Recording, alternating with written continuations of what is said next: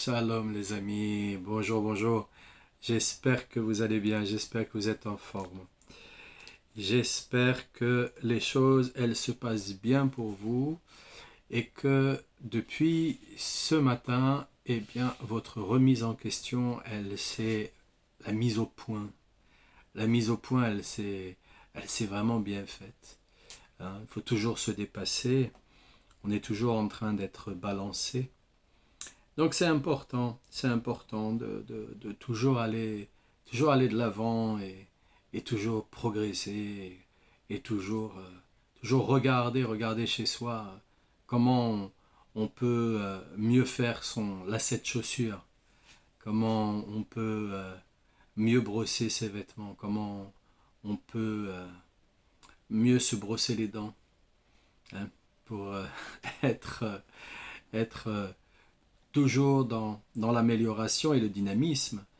Parce que Rabbeinu Akadosh, il nous dit quoi? Il nous dit il est interdit d'être vieux, ça veut dire il est interdit de s'appuyer sur son confort et de ne pas avancer, voilà, de ne pas avancer.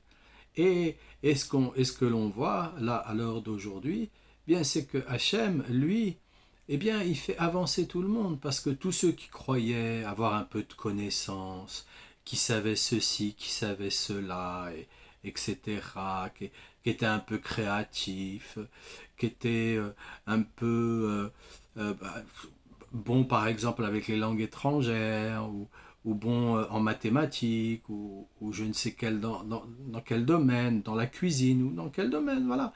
Et aujourd'hui, on s'aperçoit qu'avec l'intelligence artificielle, eh bien, tout ça, on n'a plus besoin. On n'a plus besoin. On n'a plus besoin. Alors, c'est pas que je suis contre le fait d'être bon dans un domaine ou dans un autre. C'est surtout qu'il y a eu tellement d'exagération. Il y a eu tellement un décalage avec l'arbre de la connaissance du bien et du mal qu'aujourd'hui, Hachem, eh bien, avec cette intelligence artificielle, il nous met tous au pilori. Il nous met tous au pilori. Alors, bon, pour ceux qui connaissent ce film-là qui s'appelle et voilà, et voilà, ça va me revenir, je l'avais, mais d'un seul coup, il est parti, il a balancé, le film, il a balancé lui aussi. Euh, euh, Idiocratie, voilà, je cherchais le titre du film. Eh bien, pour tous ceux qui ont eu un aperçu, moi personnellement, j'ai regardé les 15 premières minutes et j'ai laissé tomber. Il y a de ça une vingtaine d'années. J'ai regardé 15 premières minutes et j'ai laissé tomber. J'ai dit, mais qu'est-ce que c'est que mais vers quoi on va? Parce que c'était déjà très présent. Très présent. Vers quoi on va? Vers quoi on va? Il y a plus tellement, il y a plus tellement de bon sens. Plus tellement de bon sens. Donc, Hachem, il nous envoie et il nous amène vers cela qui est une catastrophe. C'est une catastrophe pour l'être humain et pour son ego en vérité. Vraiment une catastrophe. Mais d'un autre côté, plus on se vide de cette connaissance, et plus Hachem il peut nous remplir à la place. Et je je vous assure que déjà c'est pas simple, déjà c'est très dur d'accepter d'être plus rien, c'est très dur d'accepter que d'un seul coup vous voulez dire quelque chose et il y a un trou de mémoire parce que vous savez pas, c'est complètement, vous êtes voilà, imaginez on se retrouve comme ça pour faire une conférence et d'un seul coup, trou de mémoire, on sait plus rien, on sait plus quoi dire, ou alors on doit parler dans son entreprise et là d'un seul coup, complètement le blanc total, on ne sait plus quoi dire et ainsi de suite. On va vers ça. On va vers ça. Petit à petit, petit à petit, petit à petit, on va vers ça. On voit malheureusement beaucoup de personnes ça c'est quand on est dans les extrêmes, beaucoup de personnes qui sont touchées par la maladie d'Alzheimer, que Dieu nous en préserve. Et on voit que bah, il y a quand même énormément de souffrance là-dedans, énormément de souffrance là-dedans. Et par la suite, c'est énormément de souffrance pour ceux qui ne le sont pas, parce que on les reconnaît pas. On reconnaît pas ses enfants, on reconnaît pas ses parents. Bref, c'est très très triste tout ça. Alors pourquoi je vous parle de ça? Parce que c'est quand même un sujet aujourd'hui qui est là. Alors on va pas en parler dans l'actualité, ça c'est sûr. Bon, si on va parler dans l'actualité éventuellement sur les réseaux, on va vous parler de l'intelligence artificielle et aujourd'hui il y a mieux que ChatGPT, il y a des open source qui sont bien mieux que ChatGPT. Je n'ai pas les noms en tête. Je suis complètement inculte à l'intérieur de l'intelligence artificielle. J'ai les bases dans l'informatique, savoir utiliser un téléphone, mais vraiment ça me plaît pas du tout quoi d'aller essayer de savoir comment ça fonctionne, etc., etc. Vous voyez bien, de toutes les façons, on reste sur la chaîne, on reste très simple quoi. Le mur derrière il est blanc, il est très simple, il y a plus de tableau, il n'y a plus de poster, il n'y a plus rien du tout. Bon, peut-être que par la suite j'en mettrai, qu'à Dieu ne plaise, je sais pas. Mais vous voyez bien, il n'y a pas de musique, il n'y a pas de fioriture, c'est du brut, du simple, du simple. Il faut vraiment juste avec ce que j'ai à dire, avoir vraiment la volonté de s'intéresser, parce que sinon, si on est beaucoup trop codifié, si on est encore trop dans cette matrice imaginaire hollywoodienne, on va avoir envie de musique, on va avoir envie d'un arrière-plan avec des paysages, je sais pas, avec tout un tas de choses qui peut passer là derrière et qui permettent aux yeux en fait de se caler et de regarder des choses. Comme un enfant qui tournerait les pages d'une bande dessinée sans savoir lire les bulles. Exactement pareil. Mais vous voyez bien qu'ici, non, il n'y a pas ça. Il n'y a pas. Ici, on vient dans le brut total, et on fait en sorte, dans la simplicité la plus totale, eh bien, venir parler de Torah, de l'Ikouté Moharan, de Rabbeinu Akadosh. On vient en parler en toute simplicité. Voilà, on fait une étude en toute simplicité. Ça intéresse, c'est tant mieux. Ça intéresse pas. Qu'à Dieu ne plaise, c'est pas moi qui gère, c'est pas moi qui décide, c'est pas moi qui... Non, juste, voilà, le message, il a été donné, on étudie le Likouté Moharan, on le fait sur la chaîne YouTube, et voilà.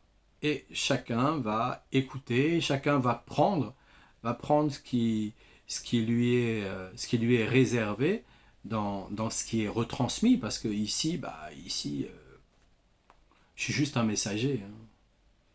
Juste un messager.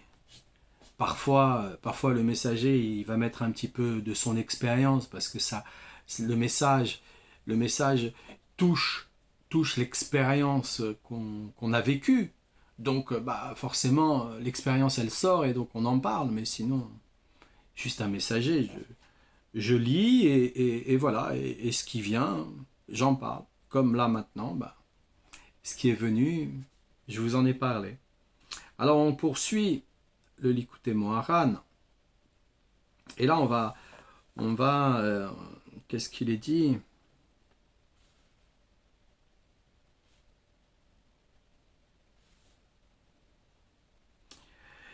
C'est une histoire de Rabba Baran Anna. Et cette histoire, je vais vous la raconter comme il est écrit.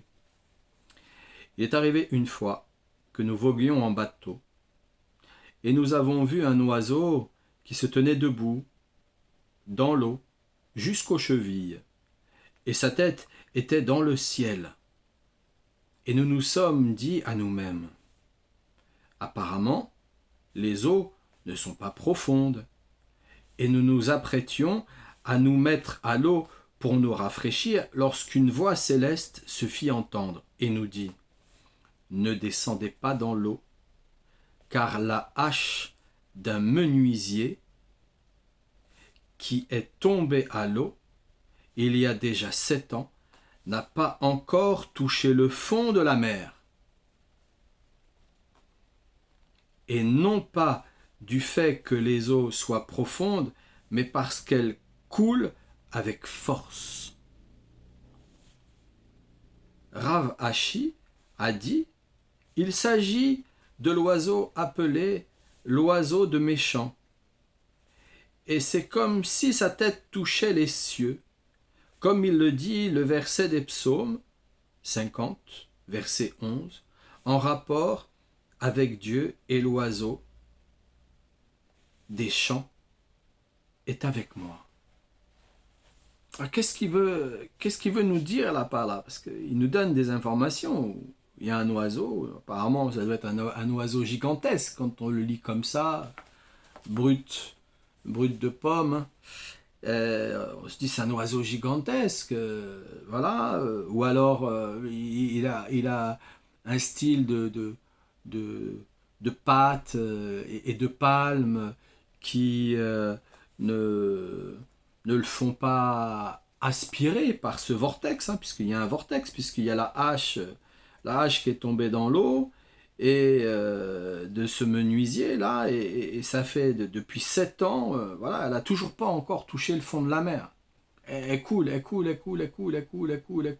encore la hache, tellement le fond de la mer est sans fond, sans fond. Donc on se dit, bon, ben voilà, l'oiseau, il a peut-être des pattes, et au bout de ses pattes, voilà, il a des palmes, et ces palmes font que il a des pattes qui l'empêchent de se faire aspirer par le vortex.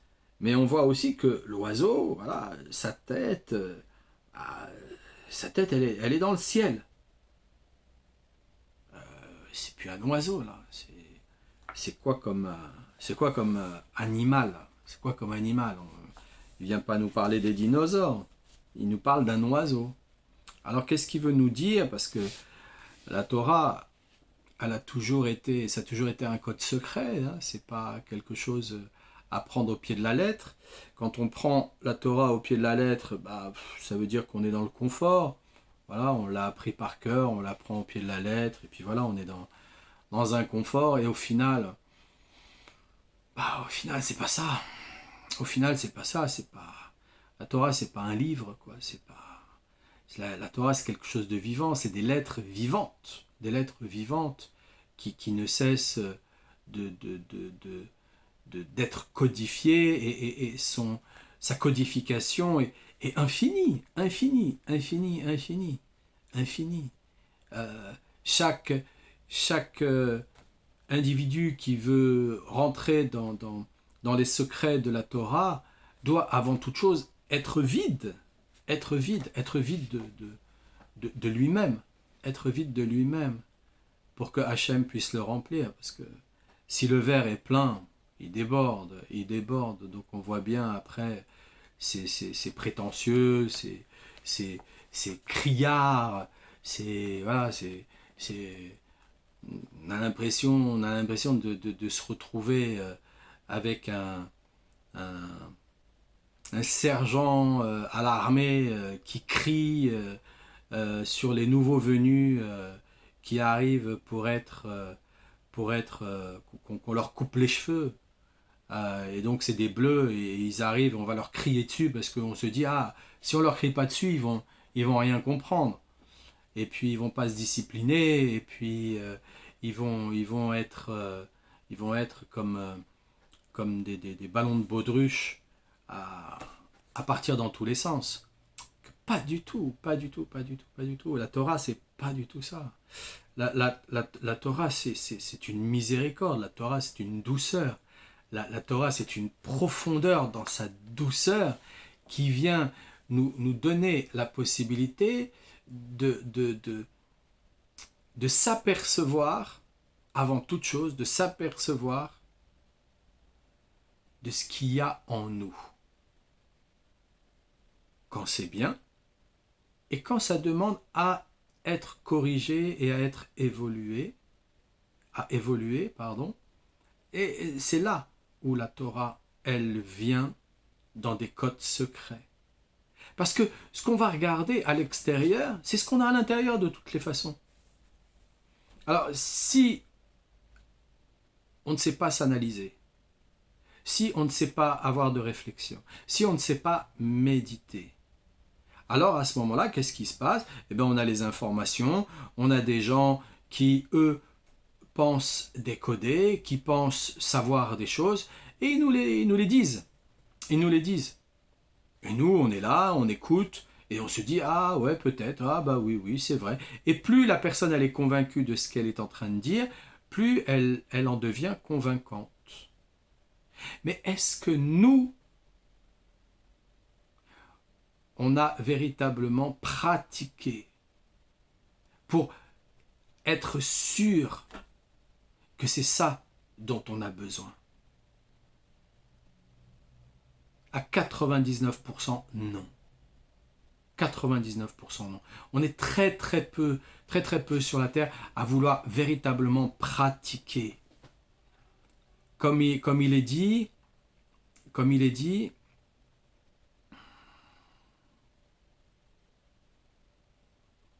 je te dirai et tu feras. Et c'est en faisant que tu comprendras. Donc, c'est pas comprendre avant de faire. Ceux qui ont cherché pendant tant d'années à comprendre avant de faire, ben, ils s'aperçoivent qu'à la fin de leur vie, ils s'aperçoivent en vérité qu'ils n'ont rien compris et ils n'ont rien fait, s'ils sont honnêtes. Il y a quelque chose qui nous parle, il y a quelque chose qui nous plaît, il y a quelque chose qui a du sens en nous. On fait. On fait. On fait. On fait. La plupart des gens qui ont créé des grosses entreprises, qui ont changé le cours des événements, ils n'ont pas attendu de comprendre. Ils savaient que c'était ça. Ils savaient que c'était ça. Ça me fait penser à l'inventeur de la voiture de Lamborghini, parce que Lamborghini est une marque de tracteurs avant toute chose. Et voilà, il avait des tracteurs, mais c'était la fin de la guerre, les tracteurs ils servaient plus à rien, il savait pas quoi faire, il s'est dit non, je vais faire une voiture. Il n'a pas fait une voiture, il a fait carrément une voiture de course, mythique. Il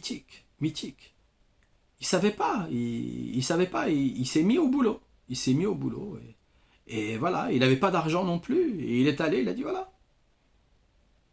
Il y a ça. Voilà. Et il a trouvé. Il a trouvé les aides. Pourquoi? Parce qu'il s'est mis dans l'action. Aux audacieux, les mains pleines. Alors qu'est-ce que ça nous raconte là, l'histoire? Avec la notion de l'oiseau, fait allusion à la parole, qui est la chose intermédiaire entre d'une part l'homme fabriqué à partir des os mâles et des os femelles, et d'autre part le ciel qui incarne la compréhension profonde de la Torah. Vous voyez déjà l'oiseau, ce que nous dit Rabbeinu, l'oiseau, il fait allusion à la parole. Faut aller chercher ça. Faut aller chercher, faut être vide, sans ego, sans Yetzerara pour aller trouver quelque chose comme ça. Un oiseau qui fait allusion à la parole. Comme il est dit à propos du lépreux, il doit apporter 2 oiseaux en sacrifice. En effet, l'oiseau est le symbole de la parole car il gazouille. Et il servira d'expiation aux lépreux. Alors les oiseaux que le lépreux il doit prendre, c'est 2 colombes. Il doit prendre 2 colombes et il doit les donner en sacrifice, justement pour guérir. Voilà. Il y a d'autres significations avec les colombes. On pourra peut-être revenir dessus. Mais pour l'instant, on continue là, on ne perd pas le fil du sujet. À celui qui a utilisé la parole en mal, puisqu'il a péché par médisance. Eh oui, le lépreux, c'est pas juste une maladie de la peau, c'est pas juste un parasite. C'est surtout que, à force de médire, ouais, la peau, elle s'en est trouvée touchée. Elle s'en est trouvée touchée à un haut niveau. Nous, ce qu'on voit quand on se regarde dans un miroir, c'est la matière corporelle. On ne voit pas la matière énergétique avec, avec les 9 niveaux du corps énergétique que l'on peut avoir. Ça, on ne le voit pas. Déjà, juste un niveau au-dessus, oui, certaines personnes diront, oui, je vois des couleurs. Voilà, ils ont appelé ça l'aura. Voilà, on voit des couleurs. Mais, mais au-dessus, le guérisseur, oui, bon, il peut éventuellement voir le corps éthérique, voilà, qui est une autre vibration, qui lui va apporter le message de la maladie et de la guérison. Mais les autres corps énergétiques, ceux qui font que voilà, on croit que la parole, elle sort par rapport aux cordes vocales et ainsi de suite. Tout ça c'est mécanique. Tout ça c'est mécanique. Tout ça c'est cette médecine barbare, primitive que l'on croit être une médecine très évoluée, qui nous dit voilà, la parole elle nous vient des cordes vocales et un peu plus bas du ventre, avec la caisse de résonance, voilà, on va même faire des, des, des cours pour apprendre à chanter, voilà, et on a le A, le O et le M, qui sont en fait des animaux, comme il dit là, voilà. L'oiseau, voilà, il gazouille, hein, comme un petit enfant aussi, on dit qu'il gazouille aussi, un petit enfant, hein. Parce qu'en fait, il cherche à régler, il cherche à régler, sa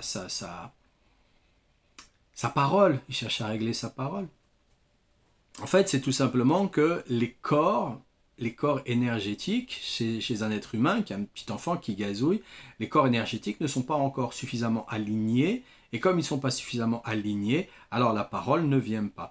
Exactement comme quelqu'un qui a une parole, qui parle tout doucement, vraiment très très très très doucement, hein, sauf s'il fait l'effort pour ne pas rentrer dans la colère, donc, mais auquel cas, si son habitude c'est de parler vraiment très très doucement pour X raisons, la honte, des blessures, des traumatismes, etc., etc., c'est tout simplement parce que les corps énergétiques ne sont pas alignés. Alors on va lui proposer des méditations pour aligner son corps énergétique. Une des méditations qui aligne bien, c'est la méditation des couleurs, que j'aurais voulu vous faire partager, mais je n'ai pas reçu les messages pour l'instant. Voilà. C'est comme ça. Donc, quand on est là, utilisez, voilà, donc le lépreux, il servira d'expiation au lépreux, à celui qui a utilisé la parole en mal, puisqu'il a péché par médisance. Donc, comme il a péché par médisance, il a tout décalé. Vraiment tout décalé. Donc, un individu qui parle tout doucement, qui n'ose pas, c'est parce qu'il a eu des parents qui ont été médisants avec lui, qui ont crié dessus, qui ont été déplacés, qui ont vraiment... Donc, il peut toujours avoir ce traumatisme. Donc, il faut travailler dessus. Il faut travailler dessus et la parole revient. La parole revient totalement. Ça me fait penser au fait que jusqu'à l'âge de 4 ans, je bégayais. Mais vraiment fortement, hein. Très très fortement. Hein. Il était hors de question que mes parents m'emmènent voir un orthophoniste ou ce genre de choses. Ça n'existait pas chez nous, ce genre de choses. Ce qui s'est passé, tout simplement, je me souviens, j'étais dans les escaliers. Nous habitions au 4e étage, il n'y avait que des escaliers. Et ma grande sœur qui était derrière moi, eh bien, elle s'est moquée de moi. Et je me suis retourné et ça m'a déverrouillé complètement ce bégaiement. Complètement ce bégaiement. Parce qu'il s'est passé quelque chose en moi, je me souviens encore, il s'est passé quelque chose en moi où je me suis dit, et pourquoi je parle comme ça et que elle parle comme ça? Moi, je veux parler comme elle. Et j'ai débloqué totalement mon bégaiement. Par la suite, ça m'a aidé parce que très très jeune, j'ai appris à régler la respiration. Voilà, dès l'âge de 6-7 ans, je crois, j'ai appris à régler la respiration. Et en fait, le bégaiement, c'est ça, c'est la respiration. C'est la respiration. Mais ce qui m'a permis de débloquer, c'était vraiment le fait, ma sœur, je l'aime, ma sœur, et je suis un petit enfant, et elle a 14 ans, puisque on a 10 ans elle a 10 ans de plus. Et là, c'était, mais je veux parler comme elle. Je veux pas être différent. Et tout de suite, ça s'est débloqué. Donc, le lépreux, comme il pêche par médisance, en fait, il s'aperçoit pas qu'il va être différent des autres. Comme il s'aperçoit pas qu'il va être différent des autres, il va médire les gens, il va les critiquer, il va les juger. Voilà. Donc, forcément, à un moment donné, il va s'attraper, voilà. Il va s'attraper un décalage dans ses corps énergétiques qui entraîne la maladie par la suite. Bref, on peut rentrer aussi dans tout un tas d'explications comme ça, un peu plus profondes, mais on va poursuivre. Et même si je sais que c'est intéressant, mais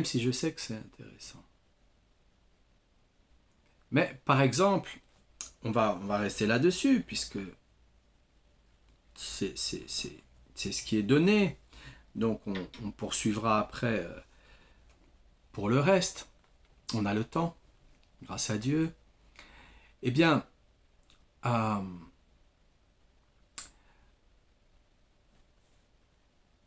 chaque partie de nous qui nous semble être habituelle, usuelle, telle la parole, l'écoute, la vue, ce qui fait partie des 5 sens, est rattaché à un corps énergétique qui va le nourrir par le biais de l'âme. Parce que c'est l'âme qui fait vivre la totalité de tout cela. Et l'âme est une partie d'Hachem. Donc c'est Hachem en vérité qui nous fait vivre, qui nous fait respirer, qui nous fait parler, et ainsi de suite. Mais notre parole n'est pas alignée à la parole d'Hachem. Donc on nous explique que l'étude de la Torah, le fait de travailler la Torah, va nous permettre d'aligner nos paroles à la parole d'Hachem. Mais c'est toujours pareil, c'est pas parce que nous alignons notre parole à la parole d'Hachem que nécessairement nous allons pouvoir obtenir des morines, une intelligence supérieure. On ne va pas nécessairement l'avoir et la recevoir. D'accord? Donc dans l'intelligence supérieure, si j'en parle, des morines, c'est parce que c'est là où il y a aussi la guérison, dans l'intelligence supérieure. C'est que quand on guérit parce qu'on devient intelligent. Voilà. Et on devient intelligent parce que on désemplit nos croyances. On se libère de nos croyances. On se libère de ce qu'on croit être notre connaissance. On croit que, par exemple, pour faire passer un mal de tête, il faut, je sais pas, prendre un paracétamol. Et on croit que ça marche qu'avec ça. Donc on enlève cette connaissance et on dit, bon, utilisons une huile essentielle de menthe poivrée. Ok. Mais utilisons aussi, par exemple, du café sucré. Ou utilisons aussi, par exemple, de l'eau. De l'eau bien chaude. Ou de l'eau bien froide. Tout dépend. Tout dépend. Ou tout simplement, allons dormir, c'est parce que nous sommes fatigués. Ou tout simplement, mettons-nous à jeun. C'est parce qu'il y a un organe qui ne va pas digérer. Ou peut-être tout ça en même temps. Et quand ça arrive, si nous croyons que nous allons utiliser notre connaissance pour pouvoir nous en libérer, on va bien se trouver souvent coincé parce que c'est peut-être pas tout ce que je viens d'énumérer. C'est peut-être tout simplement une mauvaise position qui a fait qu'il y a une dorsale qui est juste un petit peu coincée.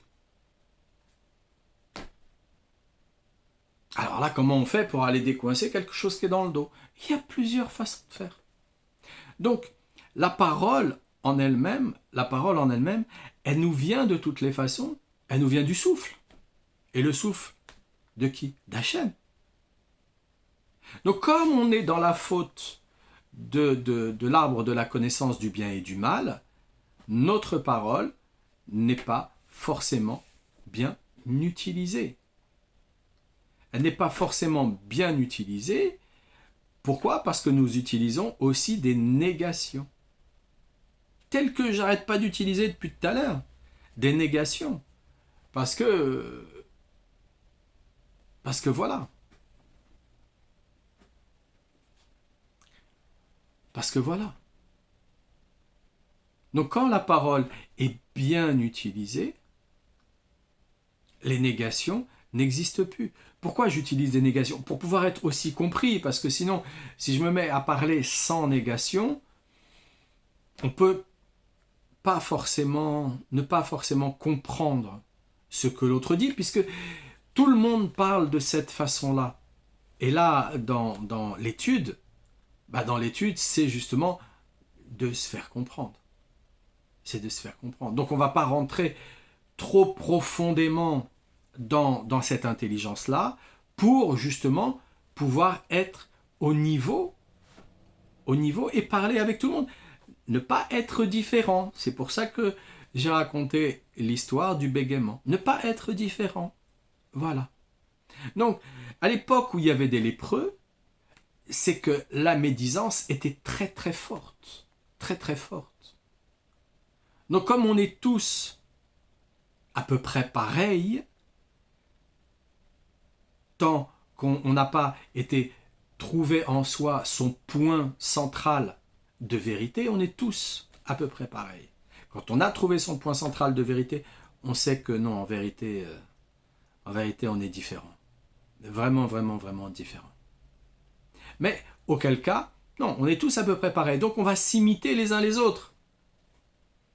C'est l'histoire du singe et de la banane. Où fut un temps où les singes mangeaient une banane avec la peau.